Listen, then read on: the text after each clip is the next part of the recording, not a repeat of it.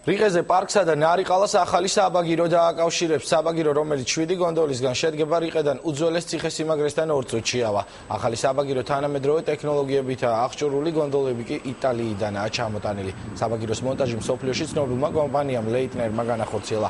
საბაგირო დილის 12-დან ღამის 12 საათამდე იმუშავებს. ახალი საბაგირო ქალაქის მერმა ბიდგორის რაიონში მცხოვრებ ბავშვებთან ერთად გახსნა. იგი უგულავამ ახალ სარეაბილიტაციო პროექტებზეც ისაუბრა. ქალაქის მერის თქმით, უახლოეს მომავალში დაიწყება ბოტანიკური ბაღისა და მოსწავლე ახალგაზრდობის სასახლესთან მდებარე ბაღის რეაბილიტაცია. ბალანსი მეტრო.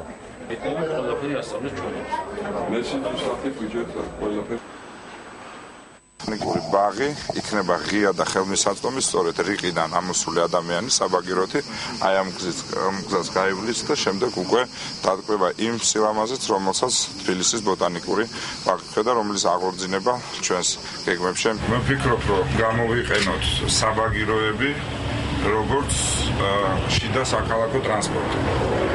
εμείς გამოცდილება იყო იგივე კუსტობალისის ტბა, მაგრამ თავარი რაც იყო წმინდა მართლაც ესე ვთქვათ სატრანსპორტო დანიშნულება ქონდა ვაზის უბანში.